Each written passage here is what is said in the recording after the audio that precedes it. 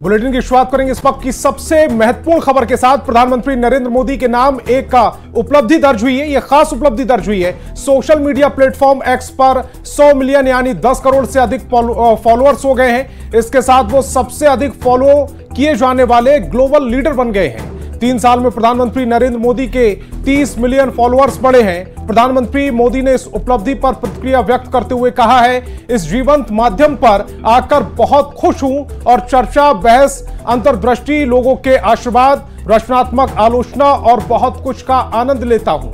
भविष्य में भी इसी तरह के आकर्षक समय की प्रतीक्षा कर रहा हूं।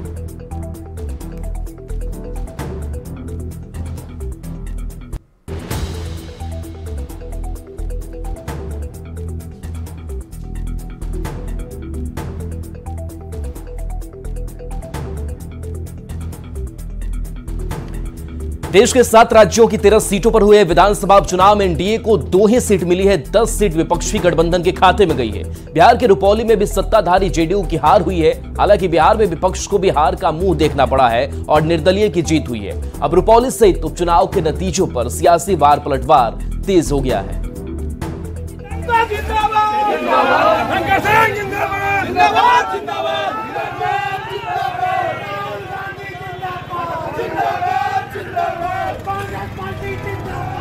देश की 7 राज्यों की 13 विधानसभा सीटों पर हुए उपचुनाव के नतीजों ने एक बार फिर आईएनडीआईए गठबंधन ब्लॉक को उत्साहित कर दिया है।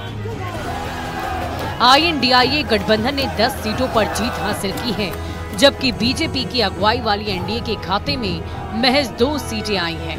वहीं एक सीट पर निर्दलीय उम्मीदवार ने जीत दर्ज कर ली है।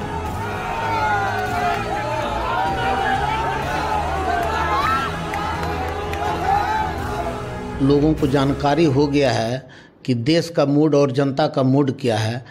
जो मोदी मैजिक चलता था वह मोदी मैजिक आज के तारीख में ध्वस्त हो चुका है। रुपौली सहित देश भर की 11 सीटों पर एनडीए उम्मीदवार की हार हुई है। रुपौली में तो बहुत बड़ा उलटफेर देखने को मिला। निर्दलीय उम्मीदवार शंकर सिंह आरजेडी के साथ साथ सत्ताधारी जेडीयू के उम्मीदवार को भी हरा दिया।